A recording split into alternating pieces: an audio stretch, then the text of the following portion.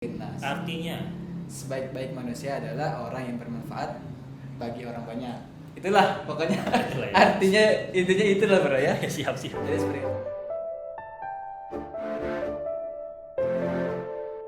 Assalamualaikum warahmatullahi wabarakatuh. Alhamdulillah kali ini kita kembali lagi di Request Remisia Podcast bersama saya Muhammad Hamzah, dan kali ini kita akan membahas tema yang keren banget bersama narasumber yang gak kalah hebatnya sama tokoh-tokoh masyarakat di luar sana. Temanya itu adalah Social Action Like Never Before. Dan kali ini kita udah bersama narasumbernya, yaitu ada Mas Tegar, ketua dari Remisia. Halo bro. Halo Mas Tegar. Nggak boleh cium tangan. Enggak, salim. Oh salim. Kita kan udah mulai. Mari. Oke, Mas Tegar. Mas Tegar kan sibuk banget nih ya. Enggak, itu mah kelihatan antum aja bro. Bahkan abis dari sini aja masih harus ada acara lagi teman-teman. Jadi Mas Tegar ini luar biasa banget gitu ya. Bahkan urusan pribadinya pun Masya Allah. sampai terbengkalai demi kegiatan-kegiatan sosial. Nah, Mas Tegar, saya mau tanya nih, apa sih awal mula atau hal pertama kali yang membuat Mas Tegar menjadi seseorang yang mau banget berjibaku aktif di bidang sosial? Oke, bismillahirrahmanirrahim. Assalamualaikum warahmatullahi wabarakatuh, teman-teman sahabat Remisia. Alhamdulillah, terima kasih sudah berkenan nih untuk memberikan kesempatan untuk sharing di hari ini ya. Jadi tadi kalau pertanyaan Bro Hamzah ya, apa sih motivasi untuk bisa berbuat baik itu bro ya, intinya bro ya. Pastinya landasannya pertama dari agama bro. Ada di Al-Quran, khairun nas anfa'uhum linnas. Artinya Sebaik-baik manusia adalah orang yang bermanfaat bagi orang banyak. Itulah pokoknya. Itulah ya. Artinya intinya itulah bro ya. siap. Jadi seperti itu. Itu yang pertama bro. Ya, maksudnya yang pertama. Yang Yang kedua kedua adalah kayaknya dari pengalaman pribadi gue bro. apa tuh? Jadi maksudnya gue punya pengalaman pribadi yang gue tuh ngerasain gitu ya, susahnya tuh seperti ini kayak gitu. Ini itu yang mana? Maksudnya gue pernah ngerasain kesusahan yang gue rasain, dan artinya gue pengen ngebantu gitu orang-orang yang punya kesusahan yang sama kayak gue. Jangan sampai ngerasain lah, intinya ingin ngebantu kesusahan mereka agar mereka keluar dari kesusahan tersebut. Kayak gitu sih bro. Masya Allah. Simpelnya sih seperti itu. Itu simple ya? Simple. Menurut saya nggak simple itu padahal. Hah? Ini Mas Tegar. Yang saya tahu kan Mas Tegar punya rumah asuh yang Iya, merawat Bro. beberapa anak yatim gitu ya. Hmm. Nah itu, dan Mas Tegar masih muda juga, dan dari tampang sih belum mapan sebenarnya. Kok bisa gitu kepikiran buat ngerawat anak yatim Ya sampai Allah. 16 anak yatim itu awal mulanya bisa diceritain nggak sih ke kita yang sebenarnya mungkin dari teman-teman di luar sana banyak yang udah mapan, lebih mapan dari Mas Tegar, mungkin udah bekerja, Masya Allah. udah punya penghasilan yang banyak, bahkan untuk diri sendiri udah lebih dari cukup. Sedangkan Mas Tegar nih masih ada tampang-tampang susahnya. Allah. Dan saya tahu hal itu gitu. Mas Tegar bisa ngerawat 16 anak yatim itu, bisa diceritain nggak sih awal mulanya kenapa sampai harus banget bikin rumah asuh? Masya Allah. Ini kita mungkin cerita bro ya. Cerita aja. Pengalaman ya. Hmm. Jadi awal mula dari rumah asuh lagi-lagi yang kedua tadi, alasan kedua dari pengalaman. Jadi gue ini sudah yatim dari kelas 2 SMP, dan gue ngerasain banget. Sebenarnya susah sekolah bukan dari kelas 2 SMP aja ya. Dari SD gue juga udah susah nih buat ekonomi gitu di keluarga. Dan puncaknya di bokap gue meninggal saat itu, dan tambah susah kan, artinya gue sekolah kayak gimana. Akhirnya itu yang gue rasain, kesusahannya kayak gitu. Dan kalau anak yatim kan biasanya itu kalau Ramadan ya ada santunan anak yatim ya biasanya, alhamdulillah.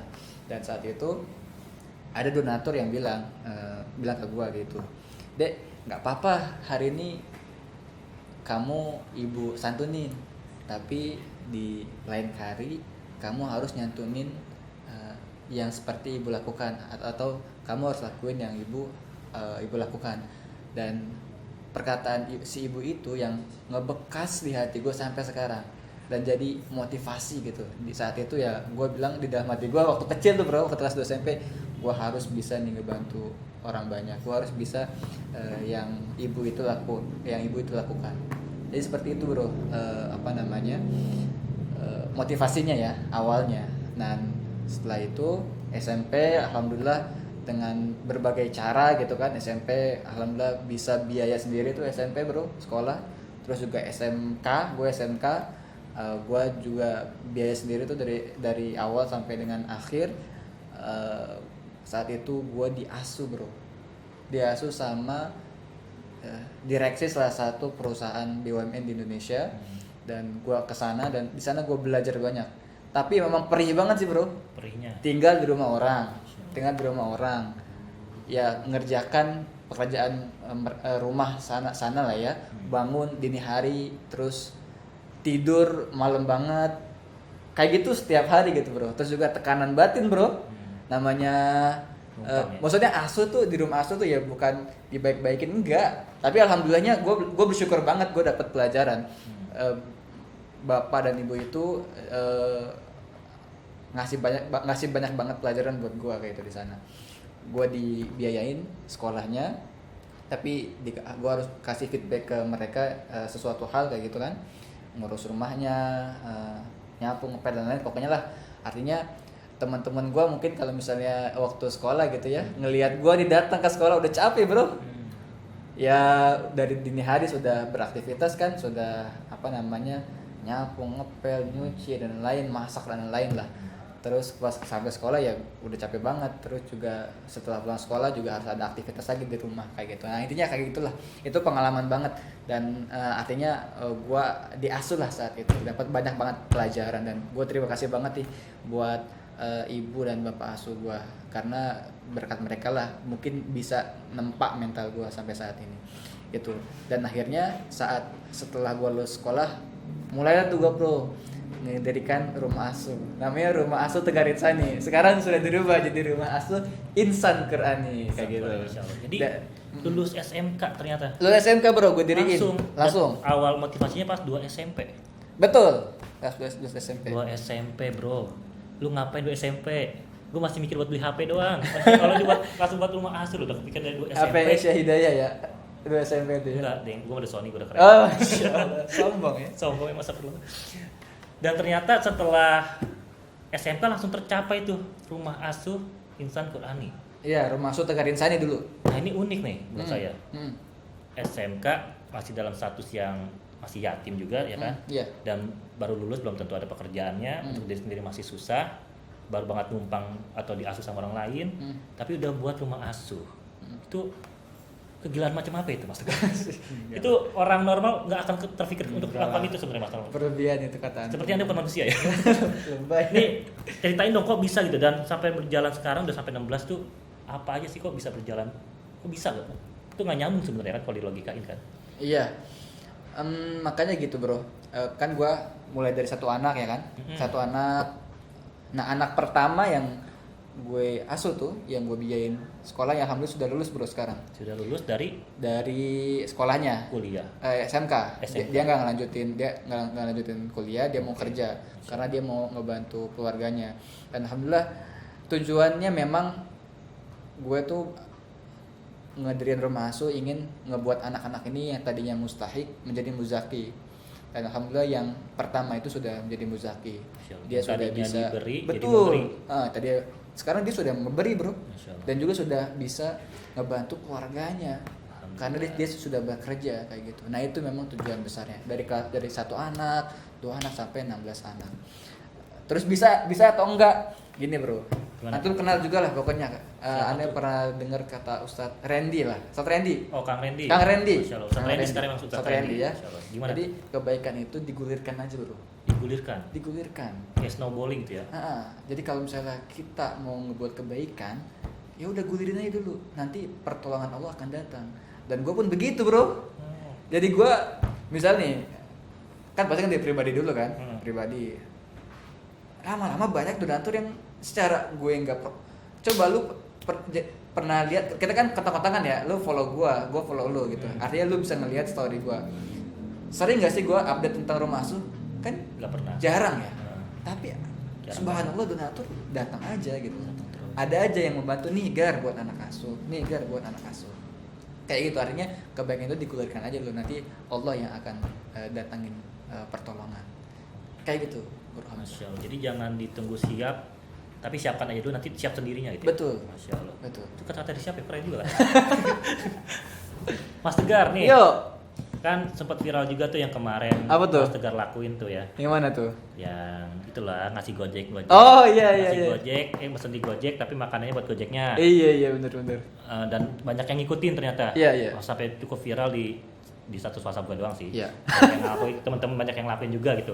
Nah ini kan pertanyaannya gini Mas Tegar, banyak orang yang berpikir gini, ketika kita melakukan kebaikan, kita sebar, kita share, terus banyak yang bilang, ih itu apa nggak ria, apa nggak sum'ah, apa nggak ujub itu. Nah itu gimana tuh Mas Tegar menata hati kita biar tetap stay untuk Allah dan Rasulnya itu gimana itu? Bagaimana ketika ada pujian kita tetap biasa aja, ada hinaan juga tetap biasa aja kan? Nggak mudah itu kayaknya. Betul. Bro, mau kita berbuat baik pasti ada yang komen.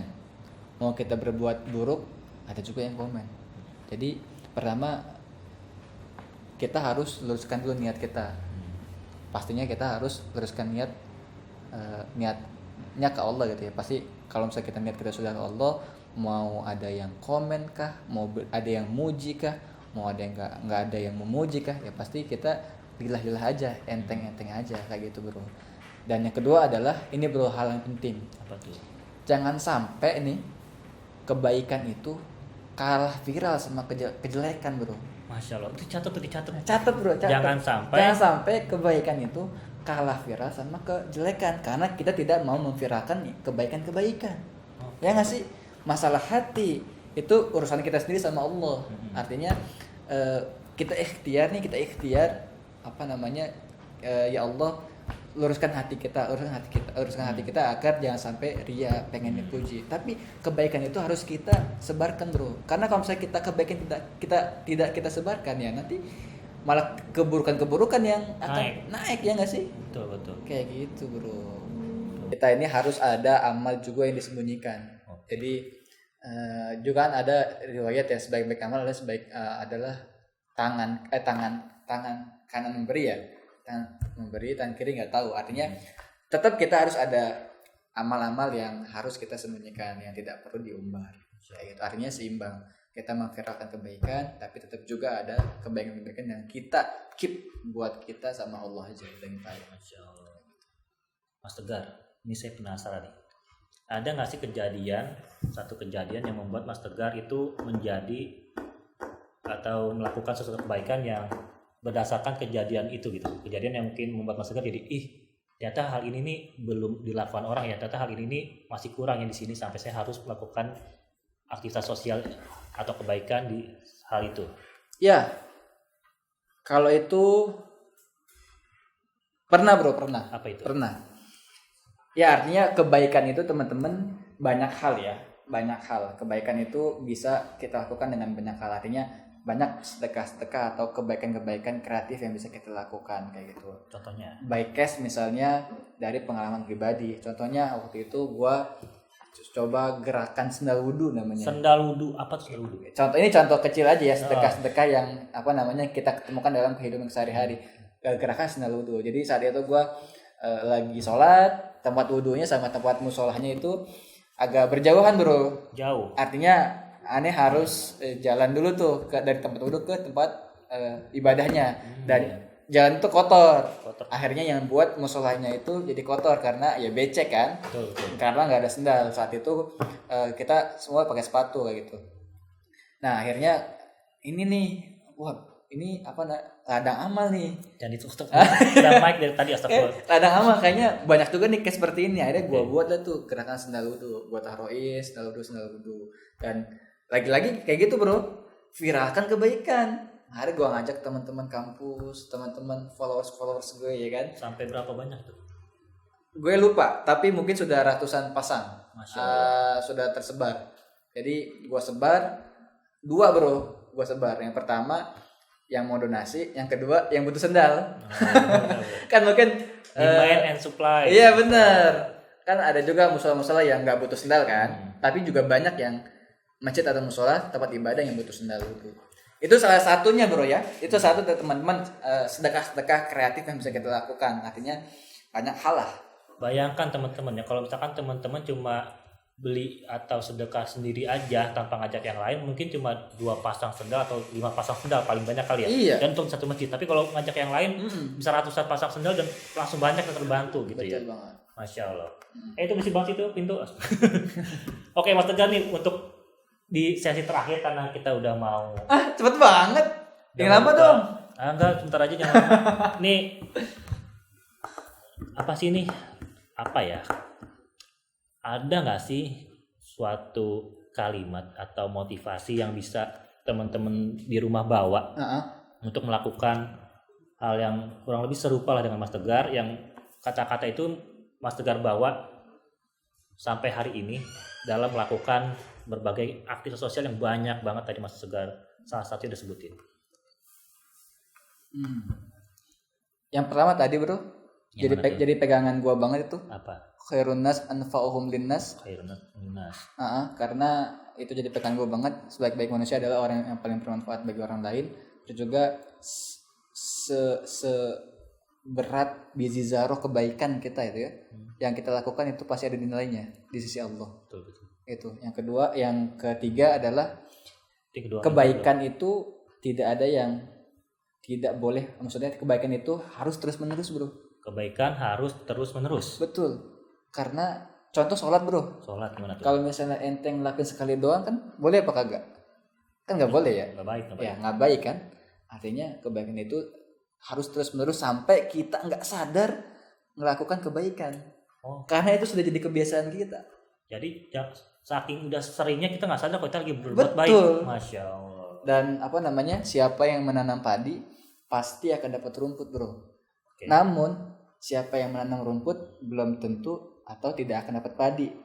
Artinya adalah siapa yang mengejar akhirat pasti akan dapat dunia. Siapa yang mengejar dunia tidak akan dapat akhirat bro. Jadi dikembalikan lagi ke sana bro, ke akhirat lagi bro. Masya Allah. Bingung saya ngomong.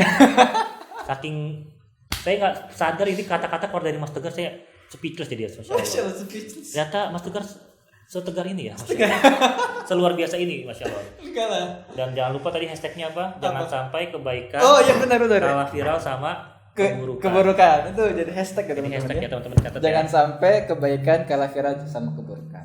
Kayak gitu. Alhamdulillah. Oke Mas Tegar. Ya. Makasih banyak banget untuk waktu singkat yang ini sharing-sharingnya. Yep. Semoga banyak insight, inspirasi dan hal-hal baik lainnya bisa teman-teman ambil. Yep. Yang buruknya silahkan di-keep aja, disimpan aja. Dan dimaafkan, mohon maaf, kita bareng-bareng pasti banyak kesalahannya karena kita masih manusia, belum jadi orang-orang surga ya. Amin. Oke, sekian dari kami Request Remisia Podcast. Saksikan Remisia Podcast lainnya di channel ini, ditungguin aja. Karena krunya udah pada boil nih, sudah mau buka. Oke, kita pamit. Assalamualaikum warahmatullahi wabarakatuh.